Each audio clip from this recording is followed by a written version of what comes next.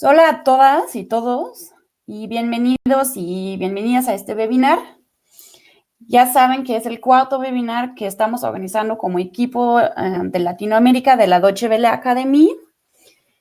Y como saben de los webinars de las semanas pasadas, hay unas muy pocas reglas. Se los muestro aquí otra vez, pero además los voy a copiar aquí en el chat,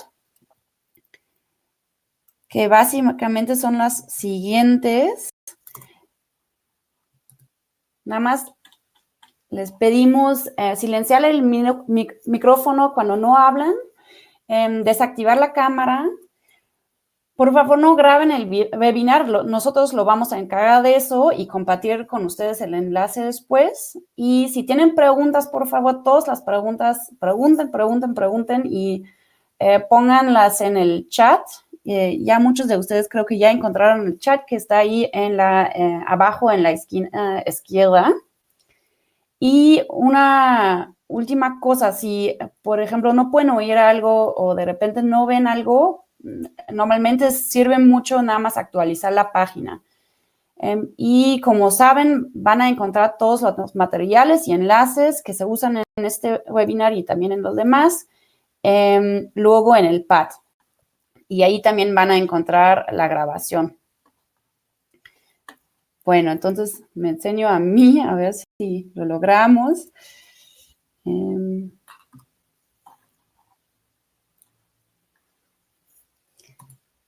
Perfecto. Hola otra vez, yo soy Julia Manske, soy la encargada de los proyectos aquí en México y les saludo desde la Ciudad de México. Ahí, perfecto. Y el webinar de hoy lo van a facilitar Mayeli Sánchez y Tamar Jairikian. Y como muchos de ustedes saben, creo que aquí hay muchos de los socios que trabajan ya desde hace mucho tiempo con la Academia en varios países de Latinoamérica. En México apenas empezamos este año y así a mí me da mucho gusto que a través del webinar ustedes también van a conocer a uno de los nuevos socios con los que estamos trabajando aquí en México. Mayeli y Tamar son las fundadoras de Técnicas Rudas. Técnicas Rudas es una organización que trabaja, que apoya a movimientos sociales y defensores de derechos humanos a través de la tecnología y la investigación estratégica. Y es muy interesante porque apoyan sobre todo iniciativas de base. Por ejemplo, en el proyecto con nosotros trabajan con los colectivos de familiares de personas desaparecidas. Y un tema que siempre sale en este trabajo y también en otras actividades que están realizando es cómo aprovechar las nuevas herramientas digitales, pero al mismo tiempo cuidar la información de estas organizaciones y también asegurar la autonomía de estas organizaciones, ¿no? Y creo que esas son preguntas que ustedes también se están preguntando ahorita en esos tiempos tan difíciles, donde tenemos que trabajar con nuevas herramientas digitales porque no podemos vernos, pero al mismo tiempo sí queremos cuidar la información que tenemos y al mismo tiempo como también queremos cuidar nuestra autonomía. Y en ese sentido, el webinar de hoy da seguimiento a los webinares de las semanas pasadas, porque ahí ya les presentaron varias herramientas, por ejemplo, del software libre, herramientas que cuidan la privacidad, pero sabemos que en la práctica a veces es mucho más difícil implementar estas herramientas en nuestra vida cotidiana, en nuestras rutinas de trabajo. Entonces, la idea de hoy, del webinar de hoy, es un poco pensar más en los flujos de trabajo que ustedes tienen en el trabajo y ahí ver cómo implementar estas herramientas de una forma muy práctica. Y ya les aviso que normalmente este tipo de trabajo es algo que Técnicas Rudas realiza con organizaciones, con sus aliados, en sesiones de horas y semanas. Hoy nada más tenemos una hora, pero creemos que les va a dar una buena idea del tipo de trabajo que realizan normalmente. Entonces, me da mucho gusto pasar la palabra a Tamar.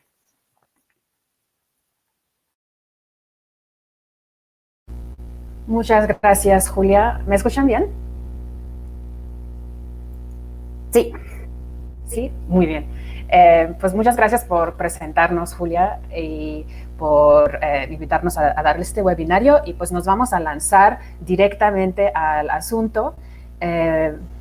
Y lo vamos a hacer primero con una pregunta al público. Y la pregunta es, ¿qué planes tienen esta semana en su trabajo? Pueden pensar desde lo muy específico hasta más general, el tipo de actividades que van a hacer, lo que esperan de esta semana de trabajo desde casa. Y para contestar la pregunta, les vamos a invitar a escribir unas palabras o una frase en un pad, que por lo que sabemos en los otros webinarios ya tienen un poco de experiencia trabajando en un pad, pero ahora para quienes son por primera vez conociendo esta herramienta, vamos a entrar juntas al pad. Y aquí les pongo la dirección. Y luego, cuando entran al pad y empiezan a escribir alguna actividad que han hecho, que esperan hacer esta semana, si alguien ya escribió una actividad que ustedes también van a hacer, van a nada más colocar un X en la misma línea. Entonces, voy a pasar ahora a la pantalla de mi navegador para que puedan ver el pad. Entonces, para entrar al pad, vamos a poner pad.riseup.net, que es la herramienta que vamos a usar. Y vamos a dar OK en la sala que se va a crear. Borrar el mensaje de introducción. Y aquí es la dirección de nuestro pad. Eso lo estoy poniendo aquí en el chat, como ya verán. Y todos quienes estamos aquí podemos entrar aquí al pad. Entonces la pregunta es, ¿qué estamos haciendo en el trabajo esta semana?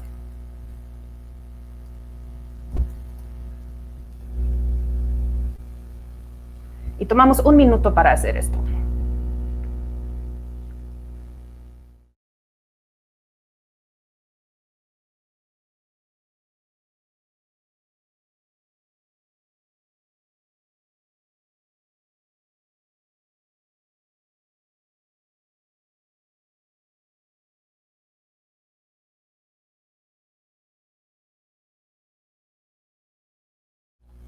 Muy bien. Pues, ¿qué nos parece? Parece que de lo que la mayoría estamos haciendo, o de que muchos de nosotros que estamos aquí están a eso también, estamos teniendo, sobre todo en la línea 15, varias reuniones virtuales, también haciendo informes, entonces redactando, otra vez reuniones virtuales, creando documentos, haciendo conferencias y revisando documentos. Entonces trabajo con documentos y teniendo reuniones y tareas más específicas como planeaciones de proyectos. Okay. Pues esta primera ronda de preguntas y reflexión sobre la semana es para darnos una idea de cuáles son las actividades que en general aquí nosotras que estamos en la sala estamos realizando para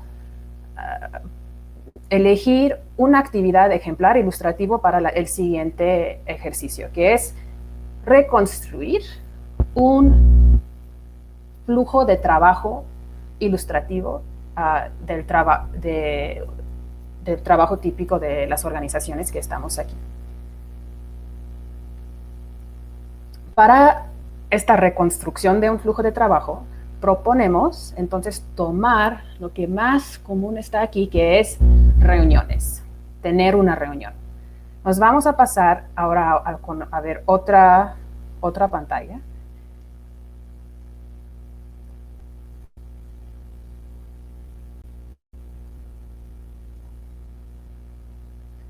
Y ahora lo que vamos a ver es una plantilla para poder construir el flujo de trabajo. Esta actividad la vamos a hacer todos y todas juntos, porque vamos a partir de algo de sus propias experiencias. Entonces, aquí en el cuadro naranja vamos a colocar la actividad o tarea, objeto, objetivo o proyecto para el cual vamos a construir el flujo de trabajo. Y aquí, entonces, el ejemplo que vamos a hacer es tener una reunión de equipo.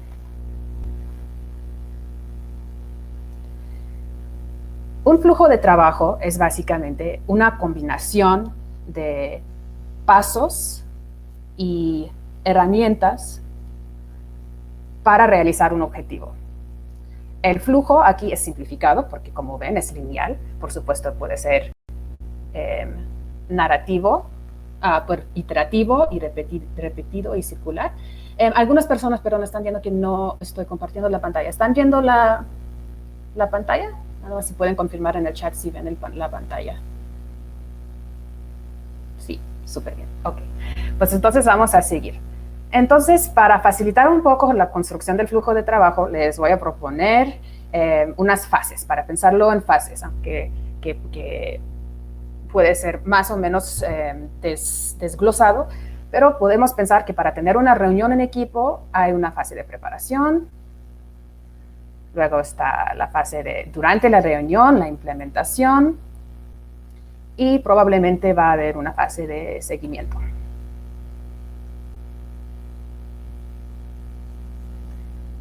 Entonces, ahora la pregunta es para ustedes y podrían apuntar sus respuestas aquí mismo en el chat o incluso para que escuchemos nuestras voces, pueden levantar la mano y contar en voz alta. Entonces, la pregunta es, en la fase de preparación para una reunión en equipo, ¿cuáles son algunos de los pasos que tienen que realizar?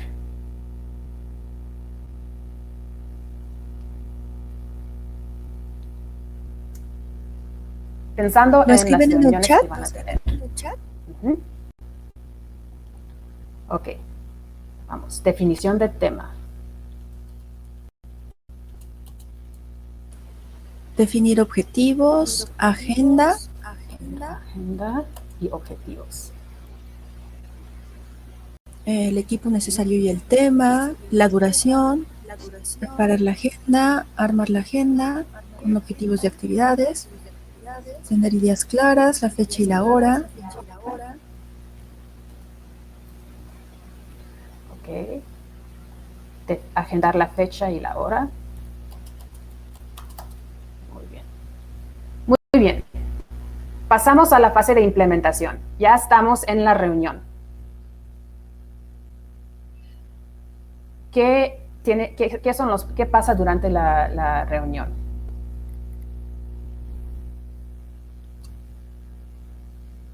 Se toma minuta, por ejemplo. Se pueden realizar análisis de proyecto.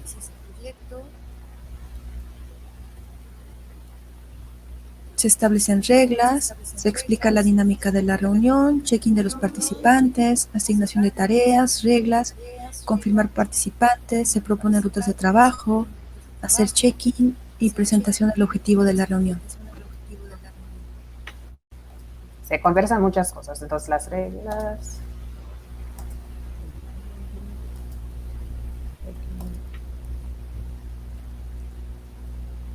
Muy bien. Y pasando a la última fase, seguimiento. ¿Qué se hace después de una reunión? Escriben minutas. Sí, está ya está apuntado. Aquí. Definir grupos de trabajo para la implementación de los acuerdos de la reunión. Ok.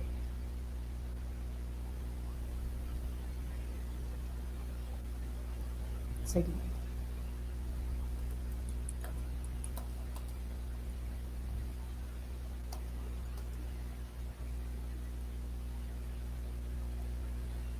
¿Qué más se hace en seguimiento? Definir plazos de entregas, programar reuniones para monitorear los avances.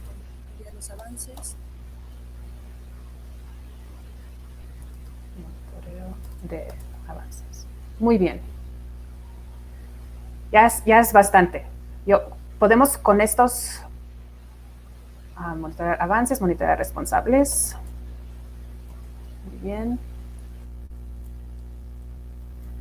Ahora vamos a pasar a la tercera columna, que es del flujo de trabajo, que es herramientas y proveedores. Herramientas se refiere a las herramientas, las plataformas, las aplicaciones, o incluso puede ser un cuaderno, una pluma, son las cosas que utilizamos para el trabajo. Y para estos diferentes pasos es común que ya tengamos un hábito, ¿no? O un acuerdo de recurrir a ciertos, discúlpenme, a recurrir a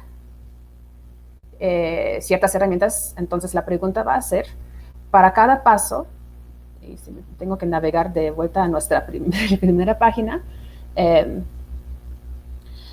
ahí estamos. Para cada paso, ¿cuál es la herramienta que están acostumbrados a utilizar? Entonces, para la preparación, donde se hace la definición del tema o se prepara la agenda, se definen los objetivos, ¿qué herramienta utilizan para la preparación de una agenda? Usan un Microsoft Office para escribirlo, usan un Google Drive para escribirlo juntos, usan un pad, y lo hacen por correo. ¿Cuáles son las herramientas que hacen para ello?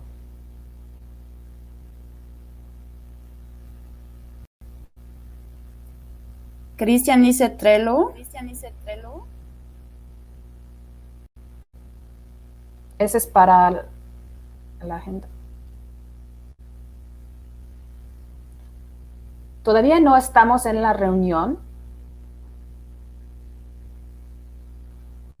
Y Patricia, la lista de temas para la reunión, ¿en dónde lo generas? ¿Qué herramienta, qué aplicación utilizas para la lista de temas?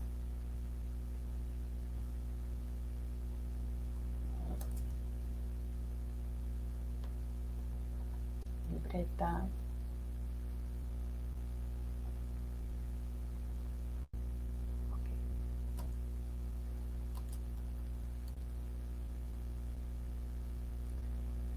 ¿El Drive de cuál? ¿Quién dijo Drive? ¿El Drive de cuál? ¿De OneDrive o el Google Drive o algún otro Drive?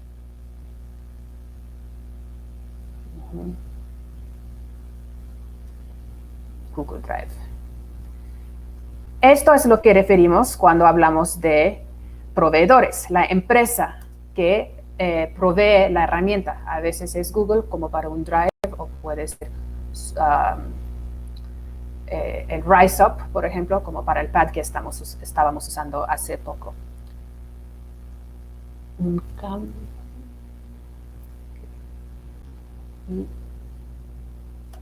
Correo electrónico.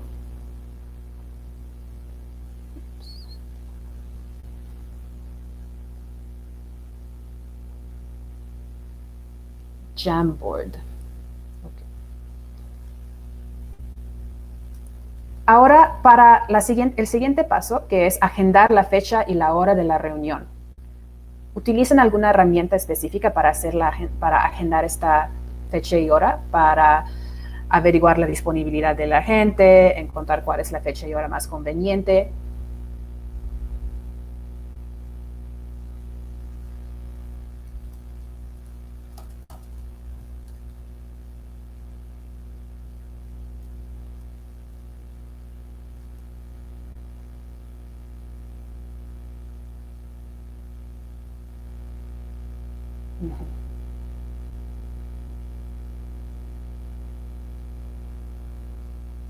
Las consultas por WhatsApp, correo o el calendario de Google, sobre todo.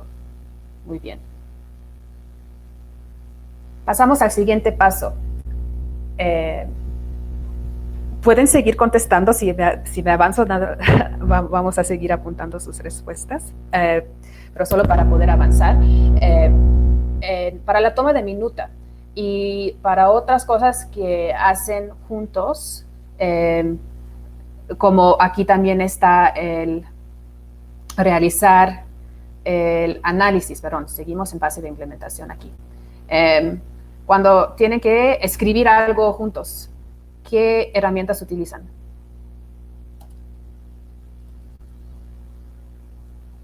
para tomar la minuta. Google Docs. Luis, ¿el pad que usan, de quién usan el pad? ¿Como un RiseUp o como otra, como CryptoPad o otra?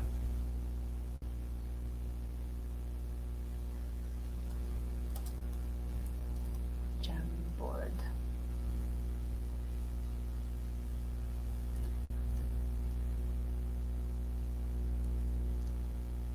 Entonces, son dos productos de Google, el Docs y Jamboard.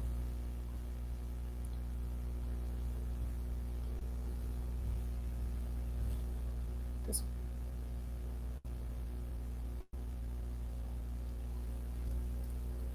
ok. También un Calc. Muy bien.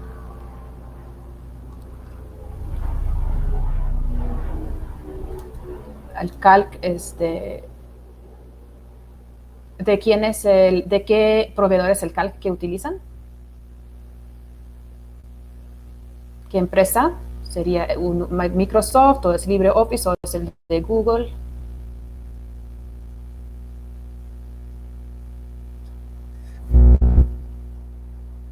LibreOffice. Muy bien. Bueno, ya pasando a seguimiento. Ya se terminó la reunión, ya se acabó y están definiendo grupos de trabajo, definiendo plazas de entrega, haciendo el monitoreo de los avances y de las personas encargadas de cada tarea.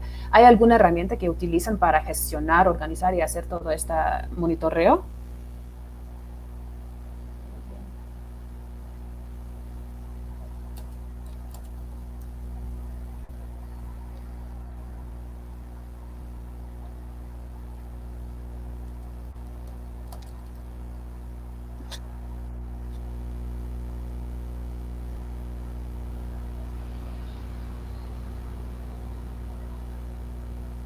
Entonces, el seguimiento se da por las vías de comunicación, por ejemplo, WhatsApp,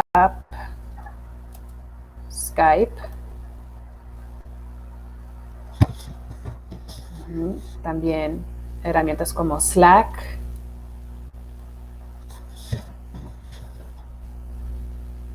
Algunos usan Mumble también.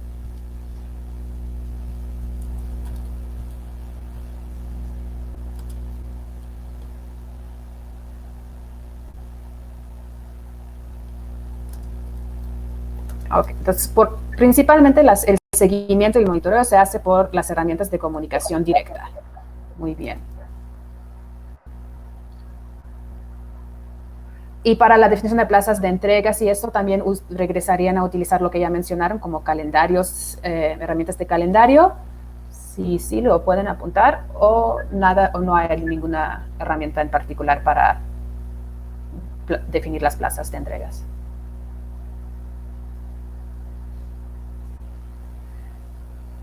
Muy bien.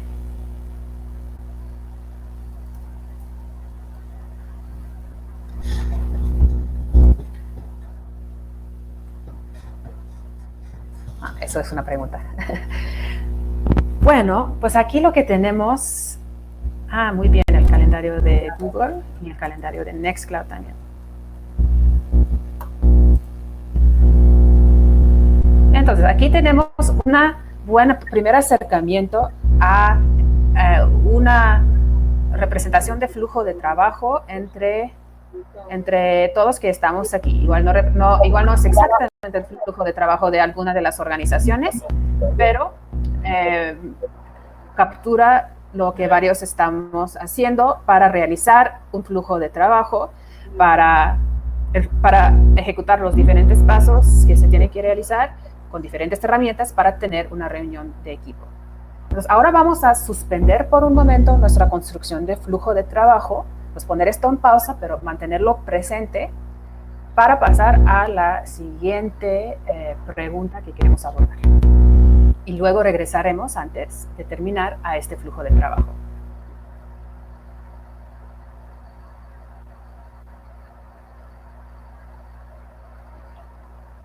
Bien, intercambiamos pantalla, sí.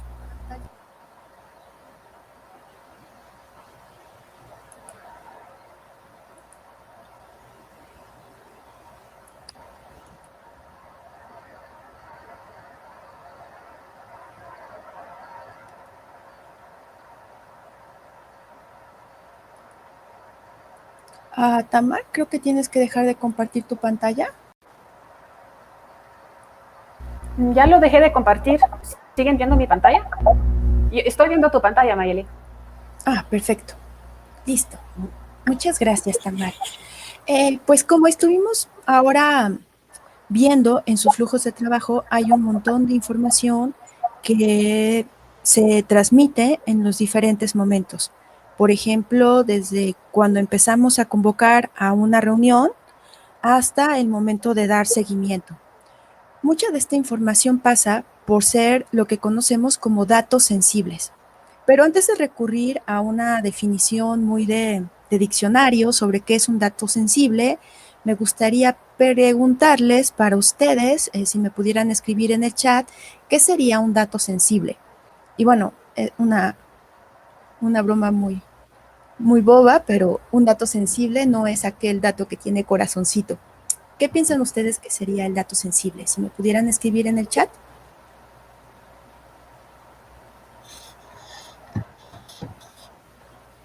Información confidencial, información personal, fuentes de información, información que pone en riesgo a las personas, presupuestos, datos personales, información que solo sirve para unos pocos, información personal, información que podría hacer daño si quisieran, fuentes, salarios, datos personales que vulneran la seguridad, contraseñas, direcciones. ¿Alguien lo escucha? Si le pueden pedir en el chat que haga un refresh. Ubicación, presupuesto detallado, información de salud, los que revelan datos de organizaciones, información que puede comprometer, imágenes. Sí, todas estas pueden entrar dentro de la categoría de datos sensibles. Una característica que tienen los datos sensibles es que si bien existen ya reglas y acuerdos internacionales sobre muchos de estos, un dato sensible en el fondo también es información que puede variar en el tiempo y que puede, o sea, que en algún momento hay cierto tipo de información que puede no ser sensible y que en otro contexto se convierte en información muy sensible. Entonces no es como algo muy estático, pero de manera general los datos sensibles o especiales se trata de datos personales que por su naturaleza son particularmente sensibles en relación con los derechos y las libertades fundamentales, ya que el contexto de su tratamiento puede entrañar importantes riesgos para los derechos y las libertades fundamentales de los interesados. Es decir, todos estos datos sensibles son aquellos, como ustedes bien dijeron, que nos pueden colocar en riesgo o que pueden estar de hacerse públicos, vulnerando nuestros derechos humanos. Y existen ya existen diferentes reglamentos y en diferentes legislaciones por país se han adoptado o no estas medidas de protección a datos de datos sensibles. En el caso del continente latinoamericano, no todos los países tienen políticas rigurosas para el trato de datos sensibles, ya sea que estén en posesión del gobierno o de particulares. Pero en general, de acuerdo a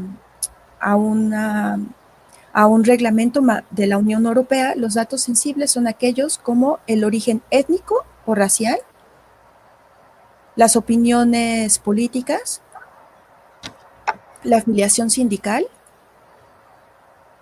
la vida sexual, nuestros datos genéticos, información biométrica, salud, orientación sexual.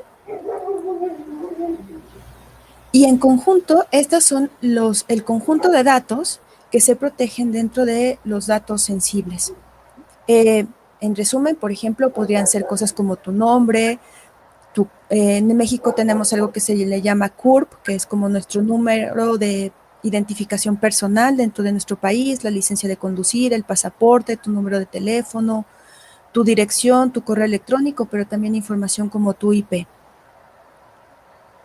¿En sus organizaciones manejan datos sensibles de terceros, no solamente de ustedes? Si me pudieran contestar por el chat.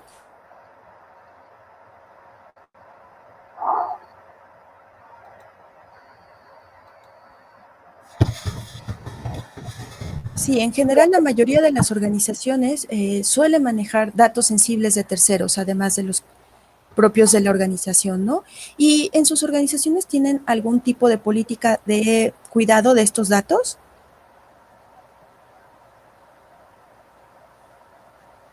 Todo lo que se pone en el chat se borra después del encuentro, para que sepan. Sí, totalmente.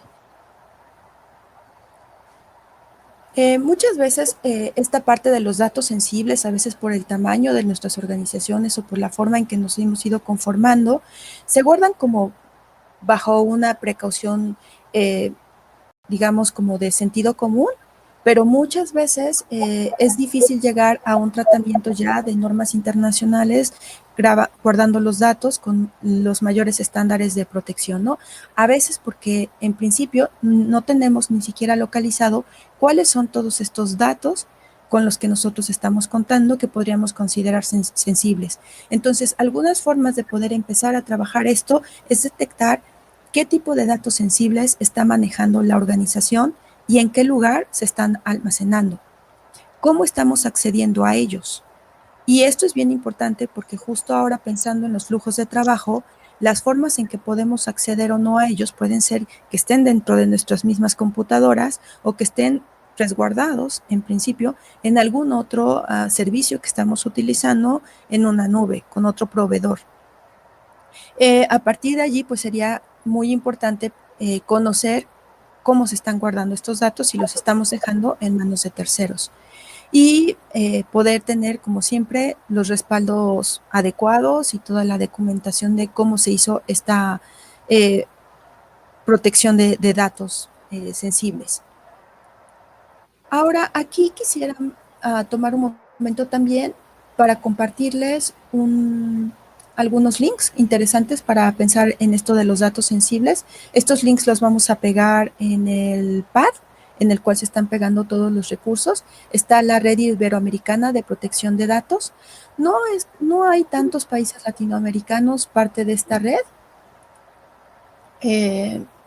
pero es interesante que no solamente se pone cuáles son los países, sino que además por país te permite ver cuáles son las legislaciones que están aplicando en estos países en relación a los datos sensibles.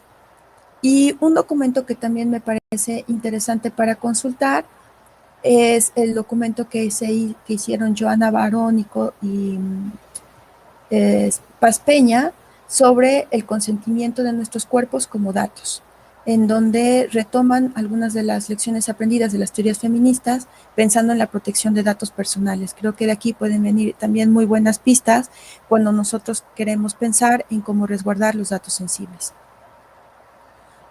Y hasta aquí dejaría esta parte de los datos para no adentrarnos más y poder continuar pensando ya dentro de los flujos de trabajo cómo es que nosotros estamos trabajando esta parte de los datos sensibles.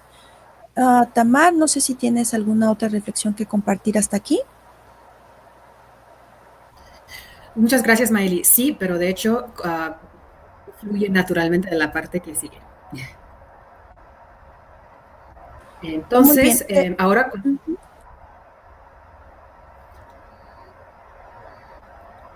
Sigo, pero disculpe un poco de retraso ahí, pero entonces vamos a retomar este asunto de datos sensibles y ahora sí hacer puente con flujos de trabajo. Como nuestro enfoque es flujos de trabajo, dentro de flujos de trabajo son las herramientas que estamos seleccionando para los diferentes pasos y diferentes tareas que constituyen nuestro flujo de trabajo. Una de las preguntas naturales entonces que surge a partir de una reflexión sobre los datos personales y los datos sensibles es cómo elijo herramientas que me ayudan a proteger la información y las comunicaciones. Entonces, para ello, lo primero que les queremos compartir es una herramienta que desarrollamos internamente y compartimos, y sobre todo fue un proceso como parte de un proceso interno de poder decidir cuáles herramientas vamos a utilizar. Y es una guía general para evaluar aplicaciones y servicios digitales, pues según diferentes criterios de seguridad digital. Entonces, estos criterios en general son algunas categorías principales. Uno es, evaluamos el compromiso con la privacidad que tiene la herramienta o la empresa o colectivo que desarrolla la herramienta. Lo segundo es el compromiso con la seguridad.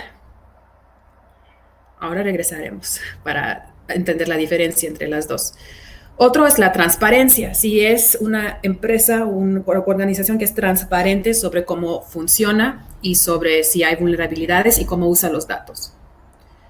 Por supuesto, la usabilidad, si funciona para nuestros fines, y algunas preguntas sobre sus perspectivas o postura política como empresa, como organización. Entonces, por ejemplo, en compromiso con la privacidad, estamos mirando si tiene o no una política de privacidad.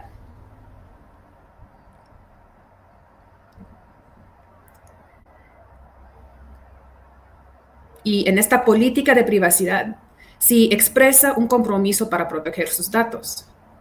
Una cosa es expresar el permiso, pero otra cosa es realmente respetarlo con herramientas como, por ejemplo, si permite si la misma empresa borra o no almacena los datos, o permite de alguna forma de anonimato, o no pide demasiado acceso a los otros aspectos de tu teléfono cuando tú lo quieres instalar.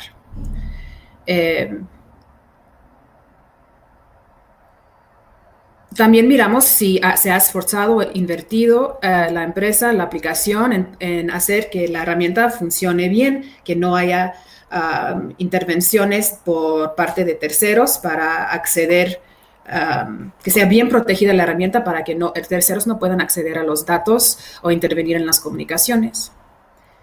Y si algo pasa, si responde públicamente o si publican informes de transparencias que son detallados, y si otras organizaciones independientes llevan a cabo auditorías de la herramienta para comprobar que en efecto es una herramienta segura o no.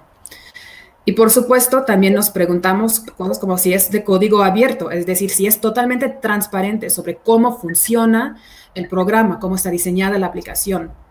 ¿O cuál es su modelo de negocio? ¿Cómo gana el dinero? ¿Lo gana porque cobra? ¿Lo gana porque tiene donativos? ¿O lo gana porque vende tus datos? Entonces, ahora vamos a atender algunas preguntas que están surgiendo, pero usamos justamente esta guía para comparar las diferentes opciones que tenemos entre herramientas. Y ahora les vamos a hacer nada más un ejemplo de cómo utilizamos esto para evaluar herramientas para hacer videoconferencias.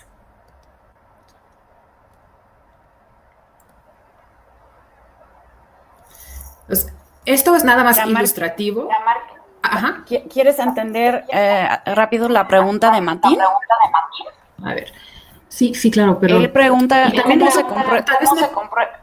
Podemos tomar una pausa ahora de unos minutos y si hay otras preguntas los pueden ir poniendo en el chat antes de pasar a lo que sería compartir esta última cosa. Entonces, ¿cómo se comprueba la transparencia real de lo que ofrece el proveedor? Tamar, mi propuesta es que puedas mostrar la tabla para después entonces que podamos responder esta pregunta porque creo que se pueden retomar elementos. Sí, de hecho sí.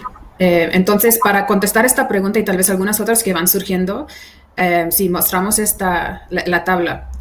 Entonces, esto lo que están viendo es una tabla comparativa de diferentes plataformas para hacer llamadas grupales, videoconferencias o webinarios. Y elegimos herramientas que están en nuestro radar y que se están utilizando también por varias personas en nuestra comunidad de sociedad civil. Y los criterios que elegimos, como ven, no usamos todas las preguntas que están en la guía, pero, por ejemplo, nos preguntamos, ¿tiene o no acceso a tus datos personales? ¿Puede escuchar a las conversaciones o no? ¿Comparte tus datos con terceros? ¿Borra tus datos de forma inmediata y completamente cuando ya te das de baja tu cuenta? Utiliza el cifrado, es decir, hace ilegible los contenidos de las comunicaciones o los archivos que se comparten y la información que colecta. Es de código abierto, es decir, es totalmente transparente sobre cómo funciona y cómo está diseñada la aplicación. Ha reportado fallos de seguridad y dónde están sus servidores, físicamente, dónde están las computadoras que están alojando esta información, en qué parte del mundo. Y son coherentes los permisos que te pide. Es decir, cuando lo estás instalando, cuando te pide accesos a diferentes partes de tu teléfono móvil, ¿tiene sentido los accesos que te están pidiendo o se están pasando? Entonces, sobre la pregunta sobre transparencia, esto es, como ven en esta tabla, hay diferentes números que nos llevan a las explicaciones, ¿no? El tache rojo es que no lo hace bien, lo verde es que lo hace bien y el azul es lo hace más, es un símbolo pues, de más o menos bien. Y la información, sobre todo se encuentra, una de las principales fuentes de información para poder responder estas preguntas y que es un indicador de qué tan transparente es la empresa, es su política de privacidad. Entonces, para cada una de estas empresas se puede encontrar una política de privacidad. Por ejemplo, ahí está la de Jitsi y pone en inglés, desafortunadamente solo está en inglés, los detalles de cómo utiliza la información personal. Zoom también tiene una política de privacidad que se puede leer y explica para qué usa y para qué no usa tus datos. Eso es una de las formas en que se puede evaluar si la empresa es transparente. Otra es viendo que si se han reportado fallos de seguridad, cómo la empresa responde y si al final comparte o no información y si la información que comparte es detallada o no.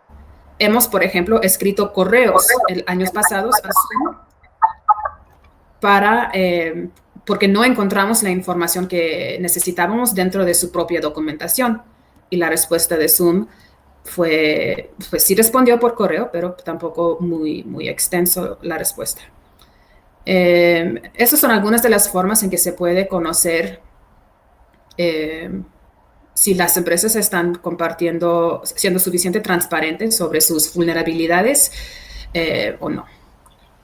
A mí me gustaría complementar, Tam, que en relación a pensar en términos últimos, ¿cómo podríamos comprobar la transparencia o no de un proveedor de servicios, refiriéndonos a proveedores de servicios, a empresas, organizaciones, colectivos que te están dando algún tipo de servicio en las aplicaciones o plataformas que utilizas? Realmente es un tema muy complejo. Como dijo Tamar, pues hay una serie de criterios que podemos buscar si cumplen o no, pero ¿cómo estás seguro si lo que te reportan es justo lo que ellos en la práctica están haciendo? Por ejemplo, de Facebook, ¿no? Que compartió todos estos datos con empresas que tuvieron todo este impacto global en relación a la política mundial, ¿no? O también recientemente, pues todos los escándalos que ha tenido Zoom en relación a su débil sistema de protección de las llamadas, ¿no? Y cómo se han logrado entrar a sus servidores para obtener las cuentas de las personas, incluso para ingresar a las salas en las donde están teniendo conversaciones que en principio son privadas. Entonces, es muy difícil. Una de las cosas que ayuda es cuando se ha tenido una auditoría de las aplicaciones, y auditoría no nos referimos a que se han revisado los números en términos de dinero de la empresa, sino que se ha entrado a revisar el código cuando es un código cerrado, es decir, que no está abierto para que las personas podamos verlo. En estos casos, pues, si existe alguna consultora que sea reconocida, por ejemplo, Facebook, cuando tuvo el escándalo de WhatsApp, porque esta compañía internacional que se dedica al espionaje, Pegasus, logró aprovechar una vulnerabilidad, tuvo que recurrir a Citizen Lab, un laboratorio canadiense de una universidad que se dedica a hacer este tipo de análisis, para contratarles para que hiciera una auditoría de WhatsApp y viera cuáles habían sido las cuentas afectadas. Entonces, de allí que con el prestigio que tiene Citizen Lab, pues se pudo confiar un poco en cómo se había hecho esta auditoría. Pero aquí hay dos cuestiones últimas, creo, y una tiene que ver con las legislaciones que aplican a las compañías y en dónde están sus servidores. Si hay alguna pregunta sobre lo que estoy hablando, por favor, ayúdenme poniéndola en el chat, porque a veces damos por hecho que se conocen todas las palabras que estamos hablando y no siempre es así.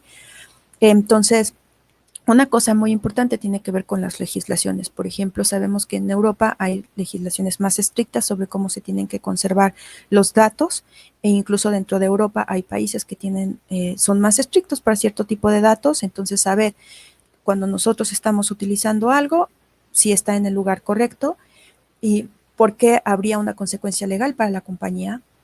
Y la otra cosa, además de todos esta información que Tamara nos acaba de proporcionar, que es muy importante, es que en algunos momentos quien también pasa por una red de confianza. Digamos que no le confiaría para nada a Zuckerberg mi información, y sin embargo hay otras organizaciones o colectivos que en su trabajo y la forma en que van realizando su trabajo y la forma en que te van explicando cómo han configurado sus aplicaciones, sus plataformas para conservar tu seguridad, intentando que la mayor parte de la información o casi toda la información esté bajo tu responsabilidad y tu resguardo. Ese tipo de cosas te dan confianza para poder trabajar. Entonces, desafortunadamente, no podemos deslindar el servicio, la plataforma, la aplicación de quien la está proveyendo. Entonces, por ahí hay un vínculo que es importante reconocer y entonces saber elegir. Por ahí veía que hay algunos compañeros que dicen que usan su propio pad, ¿no? Entonces eso es bien bonito porque ya están pensando en su propia infraestructura, ¿no? En cómo, entonces hay una parte también de autonomía, de qué tipo de infraestructura de forma sostenible sí podríamos mantener las propias organizaciones, pero eso es otro tema. Entonces, hasta aquí quería el comentario, Tam. Y solo sí, muchas gracias. Sí, perdón. Solo sobre los trucos y ambigüedades, en términos y condiciones, el típico es que no eres capaz de leer todos sus términos y condiciones. Ese es el más común, ¿no? Como que tú, o sea, si quisieras leer todos los términos y condiciones de tu WhatsApp, probablemente requerirías, creo, más de 6 horas. Y creo que por ahí había como un estimado de que para una persona promedio, en la cantidad de aplicaciones que utiliza en su día a día, si quisiera leer todos los términos y condiciones de las aplicaciones que está utilizando, tendría que usar como algo así como 30 días hábiles, una cosa como realmente muy, muy loca de la cantidad de tiempo que tendrías que dedicar para leerlo todo. Y entonces eso ahí te está hablando de un truco de las empresas para que tú no tengas un consentimiento informado, que es un poco de lo que hablan las compañeras que les decía de Coding Rights, de las lecciones aprendidas desde las teorías feministas. ¿Qué significa el consentimiento informado? Ahí agrego dos cosas a lo de los trucos o ambigüedades que ocurren. Uno es la palabra necesario. Se dice muchas veces se utilizan o se coleccionan los datos o se conservan los datos que son necesarios para el funcionamiento el buen funcionamiento de la aplicación. Eso es también muy vago. Y lo otro es ambigüedad, o sea, falta de precisión sobre los plazos. Por ejemplo, el caso de Dropbox es que Dropbox dice en su política de privacidad que cuando se elimina una cuenta de Dropbox, no se elimina de inmediato los datos de los usuarios que eliminaron su cuenta y dentro de un plazo se elimina, pero no especifica en cuánto. Entonces, estas ambigüedades les quitan responsabilidad pues, hacia los usuarios porque no especifica exactamente con qué se están comprometiendo. Y sobre, solo, o sea, siguiendo el mismo punto que Mayeli, esta tabla no es tan simple como ver cuánto azul, rojo y verde hay para poder tomar una decisión. Para algunas cosas habrá que darle más peso, por ejemplo, a lo de código abierto, lo cual nos permite justamente hacer este tipo de auditorías por todo el mundo para conocer sobre la sinceridad, honestidad y real alcance del funcionamiento de la aplicación o la herramienta. Y también que mucho tiene que ver, va más allá de cómo están las configuraciones, estas características de las herramientas y cómo vamos a compartir esto con ustedes, por supuesto, pero en las conclusiones verán que tiene que ver también con cómo utilizar la herramienta conociendo cuáles son sus vulnerabilidades, poniendo contraseña, por ejemplo, a la sala de Zoom o incluso a la sala de Jitsi. Entonces, esto es nada más para ilustrar, pero más que darles la información en este momento de cuáles herramientas son buenas o malas, la idea era mostrarles cuál sería el proceso para hacer la elección de las herramientas para tener un flujo de un flujo de trabajo más seguro. Cuáles serían las preguntas y criterios que podrían utilizar para hacer esta evaluación y elegir herramientas más seguras. Y lo bueno es que muchas de estas herramientas también son gratuitas, como fue uno de los comentarios o preguntas, también son gratuitas, pero algunos no, y sí requieren infraestructura o alguna inversión, y esto pues apunta a una necesidad de nuestra comunidad de sociedad civil, junto con fundaciones, de ir desarrollando, invirtiendo en poder crear infraestructura autónoma y propia, en poder pagar servicios de colectivos que viven de poder producir herramientas seguras, y que eso poco a poco vuelve un aspecto pilar, pues, de cómo las fundaciones y la sociedad civil trabajan juntos para crear ecosistemas, espacios seguros para poder estar trabajando con datos tan sensibles y como los que trabajamos como sociedad civil. Algunas recomendaciones para herramientas seguras para ayudar en el monitoreo de avances y de plazos de trabajo, de responsables de gestión de proyecto. Sí, existe una herramienta que se llama Tolibar, que también ustedes pueden instalar en su propio servidor si quieren, que está resultando útil para poder hacer estos seguimientos. Algunas personas prefieren hacer los seguimientos un poco más interactivos, como en un Slack. Hay una herramienta que también te permite, es como hay otra organización que también tiene una alternativa al Slack. Entonces, de alternativas, ahora hay ya muchas posibilidades, desde que tú pudieras en algún momento contar con tu propia infraestructura, que ya no es tan ostentoso como en otros momentos, hasta utilizar de personas de infraestructura con principios éticos parecidos a la organización, como que se apegan al respeto de ya hay varias, vamos a consultar. De hecho, algunos de estos servicios los pusieron en el webinar, pero como parte de nuestra presentación les mandaremos también links a algunos lugares en donde se han listado estos servicios.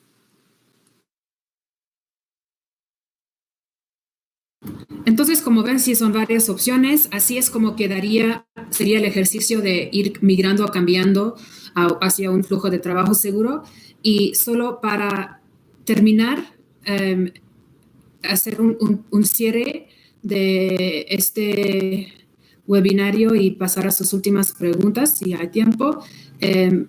Solo queremos mencionar lo siguiente, que un flujo de trabajo seguro no es nada más una combinación de buenas herramientas, sino también tiene que contemplar las buenas prácticas y los protocolos que se acuerdan entre las personas que están en el equipo, que protegen su información y sus comunicaciones, desde contraseñas, el uso de respaldos, cómo comparten la información y con quién, cómo se borra, etc.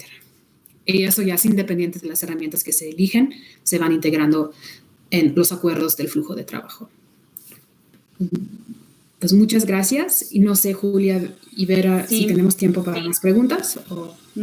Muchísimas gracias, Tamar. Y Mayeli, creo que todavía hay algunas preguntas. Yo mientras quería aprovechar como Mayeli y Tamar están tan tímidas, enseñarles cómo se ven las dos después de 4 días de taller de planificación, y aprovechar esta imagen y nada más tocar otra vez las preguntas. Mayeli, una cosa que ahorita discutieron aquí en el chat, que creo que sería bueno hablarlo en voz alta, sobre la diferencia del de software libre y código abierto, y porque aquí veo que ya hicieron algunos comentarios. Nada más lo puedes explicar otra vez para los que no puedan ver el chat. Sí, claro. Una de las características que mencionaba Tamar era si podíamos, con las herramientas que eligiéramos, ver qué tipo de licencias tienen su software, ¿no? Como el programa que se está utilizando. Empresas como Zoom o como WhatsApp, bueno, que pertenece a Facebook, tienen algo que se llama código cerrado. Esto es que la forma en que fueron programadas está protegido por derechos comerciales y tú no vas a poder leer cómo fue programada. Por ejemplo, cuando tú instalas un programa en tu computadora, si tienes una computadora Windows o una computadora Mac, lo más probable es que tú no vas a poder acceder al código fuente para ver si el programa que estás instalando hace solamente las cosas que te dice que está haciendo. Esto es un software privativo. Ahora, existe en contraposición un software que se llama software libre y también existe un software que es software de código abierto. La característica del software libre y el de código abierto es que en ambos casos tú puedes leer el código fuente. Esto es, tú puedes leer todo el programa como está constituido y esto en principio te permitiría descubrir si hay algún tipo de trampa dentro de ese software. Y tal vez tú no eres programador o tal vez a ti no te interesa leerlo, pero eso ha permitido que muchos ojos en el mundo de gente que es programadora y que se toma el tiempo los analice. Y cada que encuentran que hay algún error, que existe alguna debilidad o que algo no está siendo tan transparente como se dice, lo reportan. Entonces hay una comunidad muy fuerte.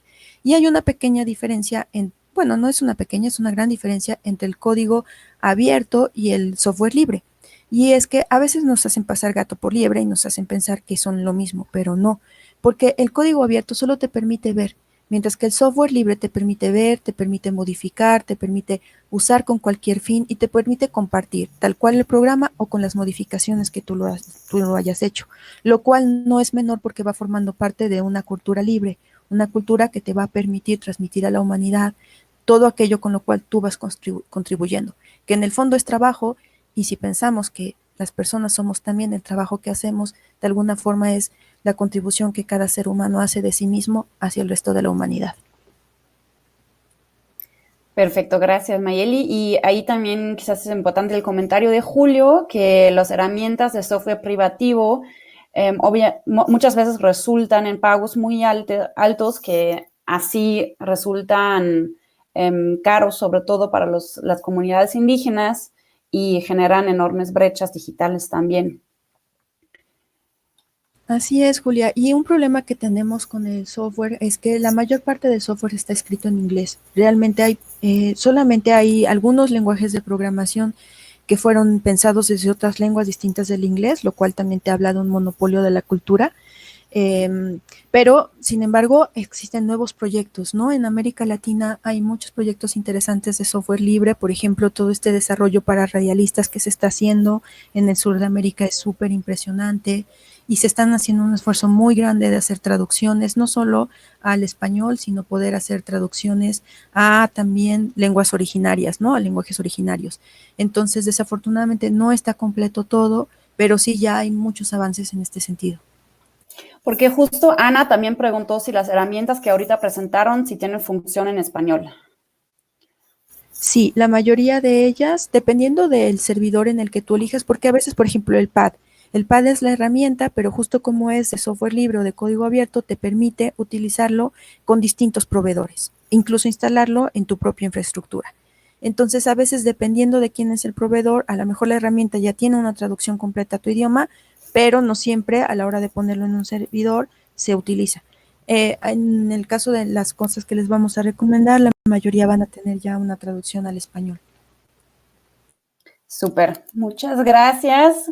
Bueno, muchísimas gracias a Mayeli y a Tamar por estos insumos. Como les avisé al principio, nada más es al fin una idea que podemos tener de un trabajo mucho más amplio que ellas están realizando con muchos de los aliados con quienes están trabajando. Y muchas gracias. Y ahí están por si tienen más preguntas, ¿no? Con todo gusto les ponemos en contacto. Nada más el aviso para la próxima semana.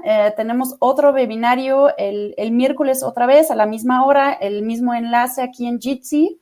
Y ahí vamos a hablar sobre cómo incluir a la audiencia de radio en tiempos de crisis. Las y los compañeros de la emisora comunitaria Bocaribe de Barranquilla, Colombia, van a compartir sus experiencias con algunos formatos participativos que han realizado en las últimas semanas y elaborando la agenda con más fechas y más temas y la vamos a compartir con ustedes en el transcurso de esta semana.